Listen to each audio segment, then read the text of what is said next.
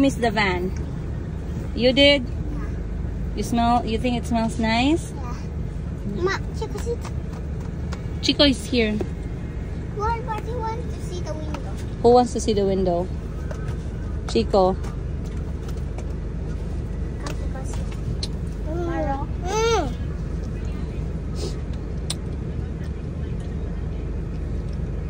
Share lang. You can drink from my water.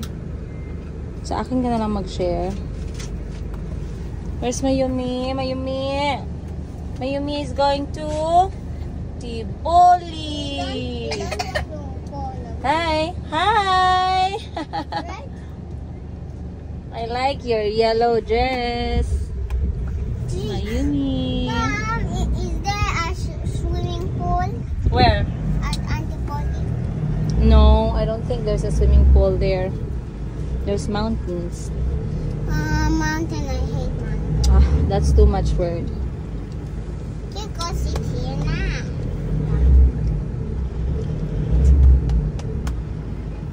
Okay, I'm going to sit. Hello guys, maayong hapon. Who's gonna greet maayong hapon? Mom, I got something in Chico, say maayong hapon. Kakao. Jollibee, who's Jollibee? Jollibee. Jollibee lives in the world. Bida ang saya. And McDonald's. Close your eyes. Ah, where are you getting all these sweets? I said, no, don't touch them. You're going to choke. No. Yes, you will. No. Ayan, kami muna mag-aal sa balutan at kami muna ilalayas ng Jensan dahil ngayon lalabas tayo ng General Santos With my Section hand. para mag-spend ng weekend holiday namin sa Tiboli, South Cotabato. That is like 2 hours and a half travel galing dito sa Jensan experience, and we're going to stay a night in a traditional Tiboli house which they call Gunubong. Where are we going to stay? In Auntie Bolly's house. Are you excited? I got for you a bed, a mattress. A kid's mattress? No? Same mattress like everyone else. So, time check natin, alas 12. Alauna na pala. Naantay ko na lang si Auntie. Siya na lang isa ang wala dito, guys. Sa aming... Ayun na. Palapas na si Auntie. Mama, surprise! Which one? You forgot. Auntie is so pretty. You tell Auntie she's pretty, okay? And you like her earrings. It's so pretty. Surprise. I think Auntie hides it somewhere. But you know she's gonna give it to you maybe tonight if you are being nice.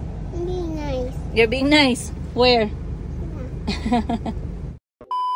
So, kaka-research ko ng mga family-friendly na places. Thank you. That's a very sweet thing for you to say. Sa kaka-research ko ng mga places and experiences na family-friendly, kung saan pwede kong dalhin yung mga bata, I saw this, itong bahay or traditional experience of a Tiboli culture. Malapit lang dito sa Jensan, of course. And where do you experience it best? Of course, mismong sa area ng Tiboli. So, we are very excited. First time namin tong gagawin. I don't know what's in store for us, you guys. We are going to take some very, very nice drone shots as well. So, abangan nyo yan. And of course, the whole experience is gonna be fun kasi kasama ko lahat ng aking mga kulot na makulit. And sasabay din si Madam Ten Gives at si Boss Jerry. Syempre, damay-damay na tong lakwat siya, guys. Kadarating lang nila ng Malaysia, but we are going to get them again para sabayan tayo. You can be in front. You want? You can be in front. Eh? Oh, very pretty with purple earrings. Alright. Halby, can I ask you something? Do you enjoy traveling? Yeah? But your face doesn't look like you're enjoying. Your face looks like a zombie. Mom, you remember? You remember at school the pictures? You remember the month of the year? What's that song called? months of the year? January, February, March, and April, July, May and June, July and August, September, October, November. November. Alright guys, sunduin na natin si Madam 10 Gifts. Tingnan natin kung ready na siya. Let's go! Bye!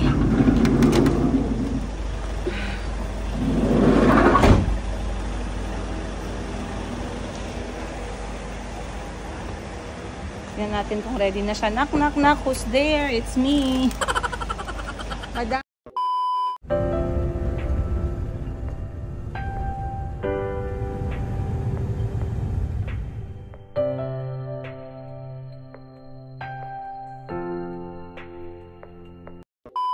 Time check natin 4:30 p.m. and we have reached Tiboli Lemsnolon Cultural Village.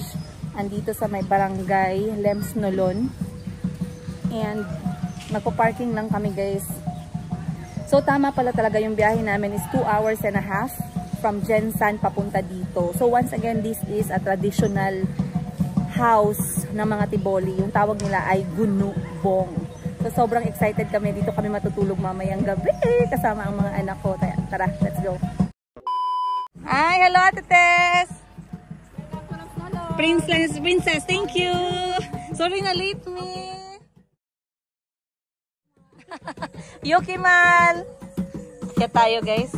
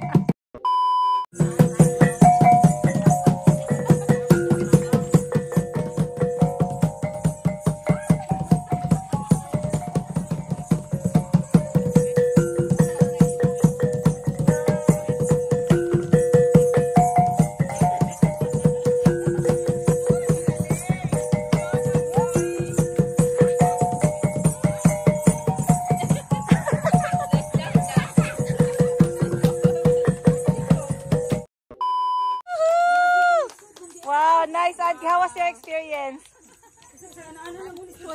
It was nice. Thank you. Pwede kay kasi pag ano namin ma'am, pag murag isa lang mo yung good ni dire. Okay, parang community. Oo. Siyempre ang mga nanay, mga artisan, yun sila. Oo. Sila. Artisan, ano ibig sabihin ng artisan? Nagagawa ng mga accessories. May living sa baba. Okay. So, artisan pala. Di ba hindi pwede lahat maging artisan? Sino yung... Sila mga cultural master na sila. Wow. Sila yung mga parang qualified na gumawa ng mga... Pati yung tela. Pati yung beads. Yung tela tsaka beads, ang dinig ko, meron siyang parang special na yung design niya. Kasi wala kami wala may gihimog pattern. Yes, oo. Dream lang namo. Yes, yun ang narinig ko. Nagaling sa yes, galing siya sa panaginip. Kay yung mga design niya walang pattern, sinusunod sa panaginip. Magborda tita na yung pattern kanisa mo wala jud. Say gusto niyo. Na ganito ko sa inyo, saan kinukuha ng guys? This is very nice. Video ko ga. Wow, yes. Like that. Ha? Ano siya ilak? Ano? Kaya sa mo kay tago man gud ang babae sa una sa mo. Hi guys. Dapat pala ganyan kasi mysterious. Yes. Anak-anak Igonita niya. Kasi dapat mysterious daw sa tribe long way back. So halfway of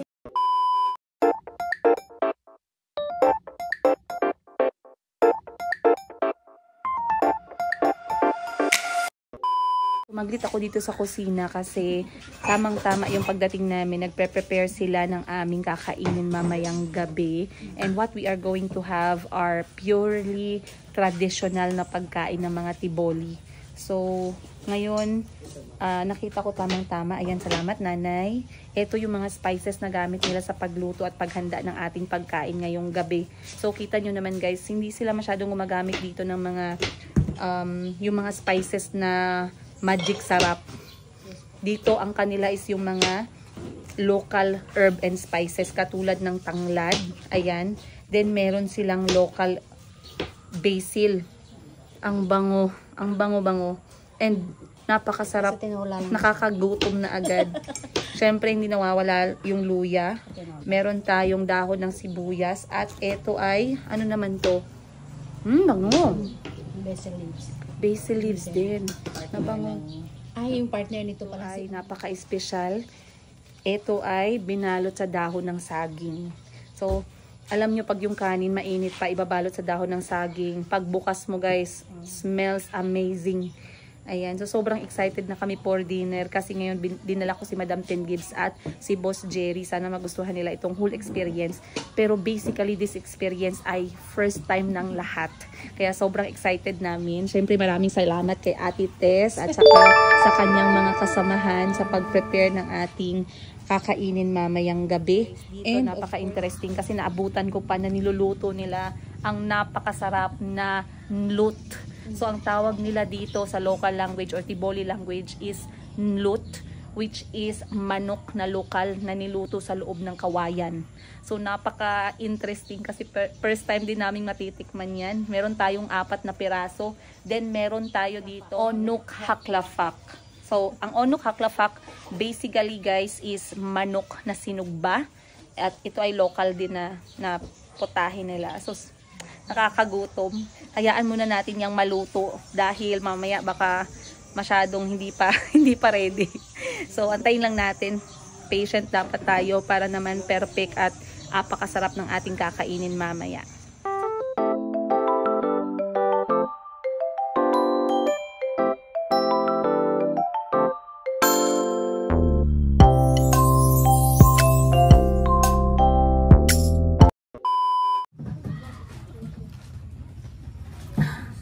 Very nice. Yung welcome nila dito sa Gunung ay native coffee. At sobrang perfect dahil maulan-ulan sa labas at medyo malamig ng konti. Ilan te? 1,000 na siya. Masarap. Para sa anak ko guys, syempre mayroon silang mga culture outfit or tribe outfit. At least meron na kaming masusuot niya. So meron din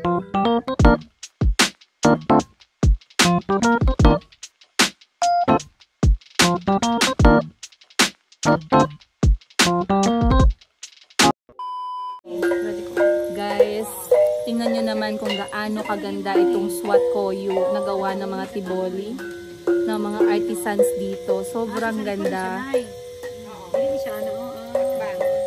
at napaka-authentic. So to complete the whole traditional look ng mga Tiboli, kailangan meron talaga ang kanilang wow, wagay sa'yo yan. Merong swat koyu. So ilalagay mo to siya sa parang headdress. Wow, pretty.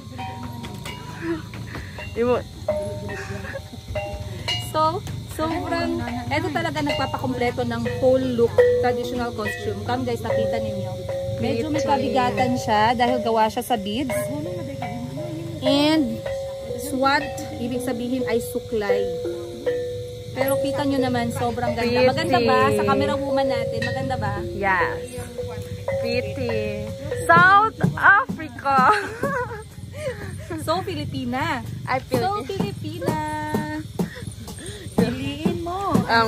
Filipina. Pa guys, so. Another one. Ito naman, ibang kulay naman siya. So, gawa talaga siya sa kahoy. Yung suklay niya gawa sa kahoy. Merong detail na salamin. And yung beads na siya, nagawa ng mga artisans dito. Try natin itong isang pula. Wow. ni Pretty. ha? Leo. Kasi lagay sa loob. OA. Para ma-imagine nila. So, ganyan siya. Basing Ang ganda. mag-comment. Sobrang ganda. Nice. Kasi hindi talaga nakukompleto yung buong traditional costume kapag wala itong SWAT. Guys, ang ganda guys. Siguro kung magkasal ako native style mo, ganda siguro no. Ma-appreciate mo talaga yung gawang lokal, no? Iba talaga. Kasi hindi mo makikita yan abroad eh. Ibang quality, oh grabe, mabigat siya guys. Hindi siya ordinary. Oh, mabigat siya. Tapos tingnan niyo yung details niya, oh. May mirror siya. Sila lang dito ang nakakagawa, hindi ito gina-order. Na slow. Nakita ko to guys na promote ni Catriona Gray. So basically, ito ay pwedeng gawing decoration sa bahay or pwede mo siyang gawing sombrero talaga siya originally. Kasi in the old times, parang may mystery effect. So papasubok natin to kay Auntie Christine. Try this one. The traditional hat of Tiboli. Wait! Don't laugh! Then let's open. Auntie, wow!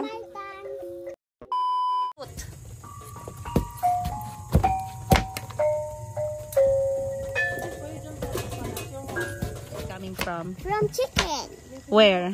Outside. It's there! That was chicken. That's the one they were cooking for us. There's chicken inside the wood. Amazing. It's called nlut. Can I smell? Yes.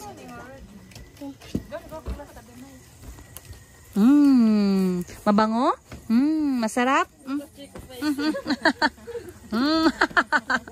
Yummy? Yummy in your tummy?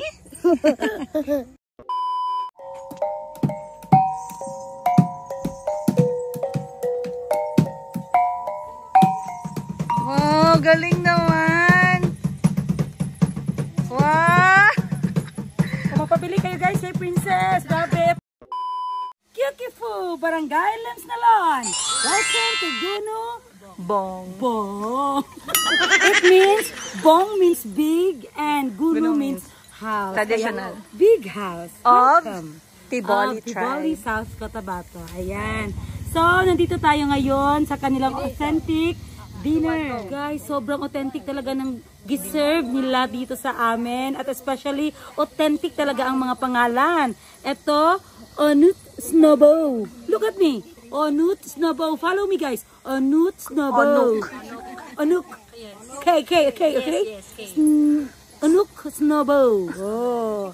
Ibig sabihin, manok na sabaw. Nagkatawa, may mga sabaw.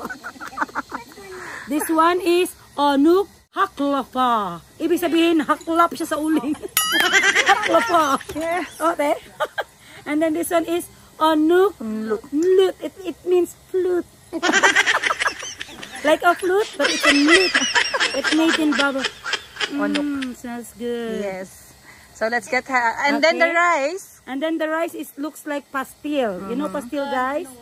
Ano ito dito, te? Kanhungas. Kanhungas. Nungas. Anong lisod ng kayo, te? Very authentic. Zoom. Ayan. Grabe, guys. So, hindi ito mat. Di kita ng bakterya. Kasi this is wood.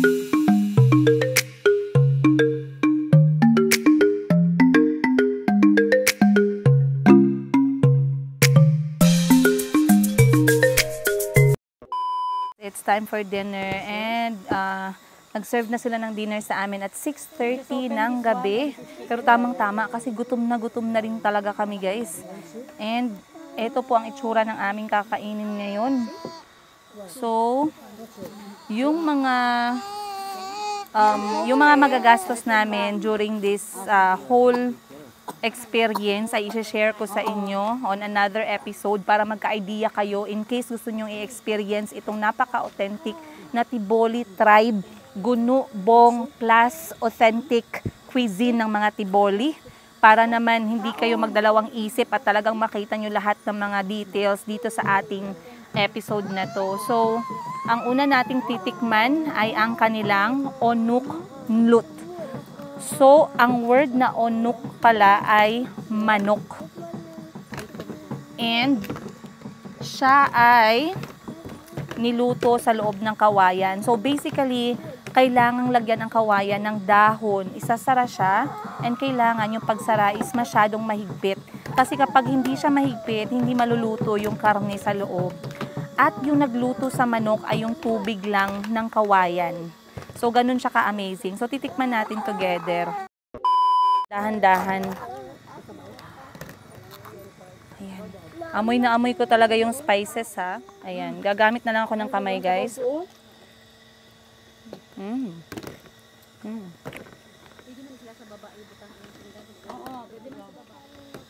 Hmm?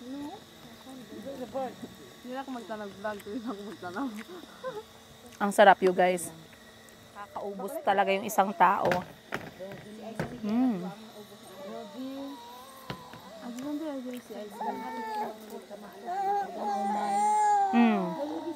Wag ninyong i-skip kapag pumunta kayo dito sa area ng Tiboli. Talagang i-experience nyo to kasi sobrang sarap.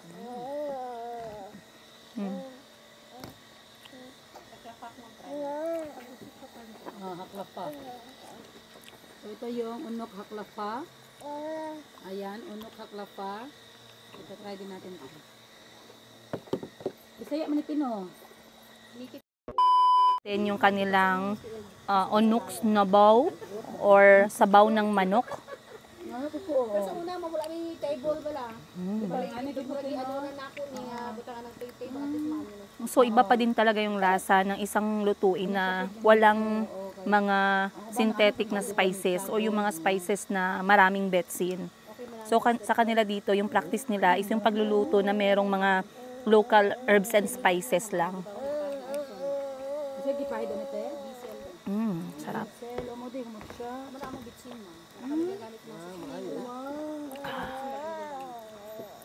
At wag nating kalimutan yung kanilang onok haklafak or yung sinugbang manok ng Tiboli. At alam nyo ba, anong sabi sa akin kanina sa kusina? Kahit na tumagal tong manok, hindi siya tumitigas. Gang.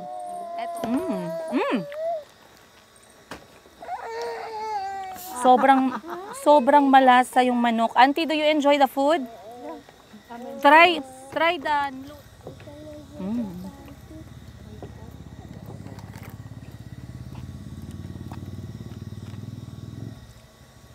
sobrang sarap.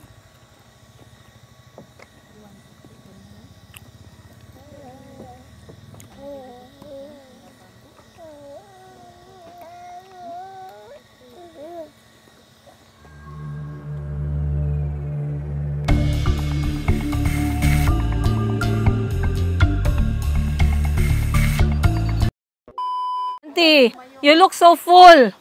Are you so full or you're sleepy? I'm so full. So full. Chico, are you full? Thumbs up if you're full. Thumbs up. Wow. Calbi, thumbs up. Wow. Your face is full of rice. That's why you're full. Auntie Christine got so weak in her knee, she can hardly speak.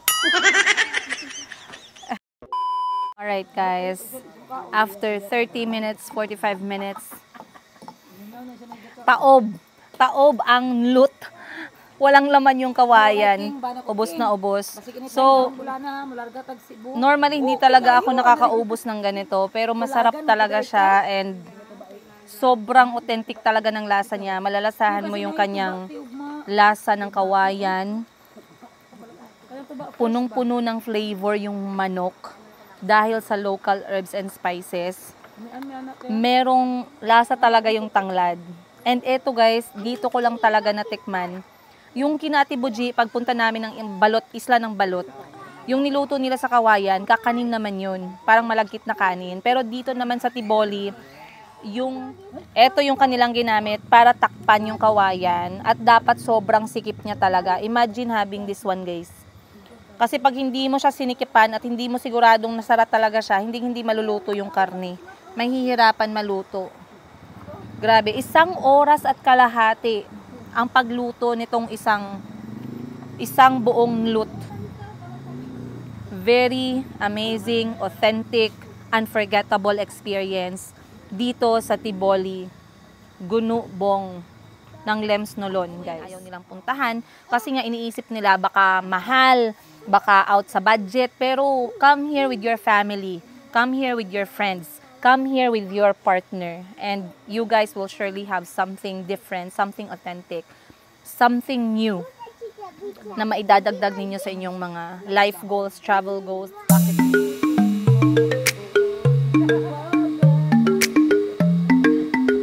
Lihok, makagamot, oy. Chico, what did you say? No? What? Tanungin natin si Auntie if she like the Tiboli cuisine. How was the food, Auntie? The food was so nice. I like it so much, more especially this one. Note. So then the roasted chicken. Yes, haklafak. Aklafok. Yeah, Yeah, it was also nice. we I like like it. it, yeah. How's the experience? How's the traditional dance of Tiboli? It was so nice. Did you enjoy? Did Yeah. you enjoy the experience? Yeah, I did enjoy. Yeah. What do you think of Filipino culture when you see it like this? Actually, it's the best. Yeah, I see it's the best for me. Let's not race. Compared to other countries, maybe. Yes, true. Yeah. Did you get yourself some of the earrings? Yeah, Chico chose for me one color, green. Yeah, I like it. a Thank you so much. remembrance. Yeah.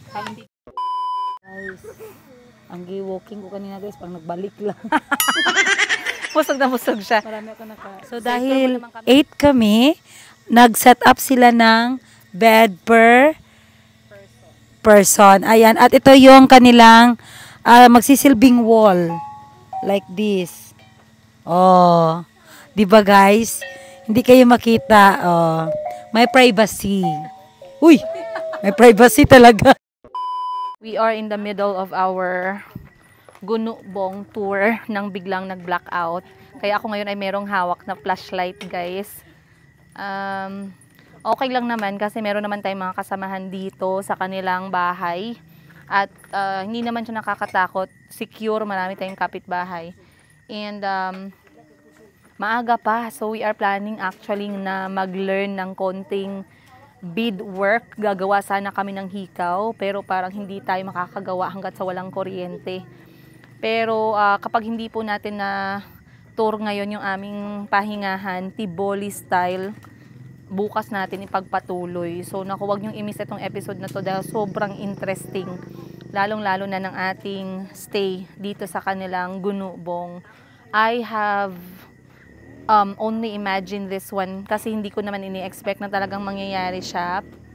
And every time na pinapanood ko to sa social media, sa YouTube na ginawa ng ibang mga vlogger katulad ni Kulas, and ginawa din to ni Cara David, bumisita din siya dito. Actually, napakadami pang mga sikat na artista at vlogger yung mga pumunta dito, and I could just imagine myself doing the same thing kasi sobrang ganda niya talaga. Sobrang sarap niyang i-experience. And hindi nga kami nagkamali kasi few hours pa lang, we already had a wonderful experience and the dinner was fantastic. Kapag hindi bumalik yung kuryente, tingnan natin ano yung pwede natin gawin. Yung mga bata ay magpe-prepare na for bed.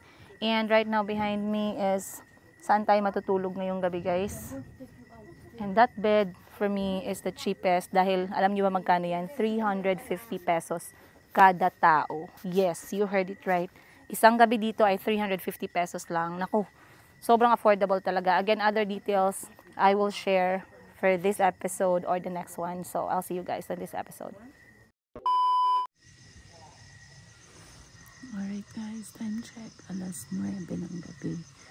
And, masarap na matulog dahil tahimik na ang lahat and ang lamig ng hangin. So, hindi naman kailangan mag-jacket or magkumot. Malamig yung hangin pero comfortable lang siya. And our Gunubong experience and the food was amazing. And I'm a little bit sleepy. I'll see you tomorrow.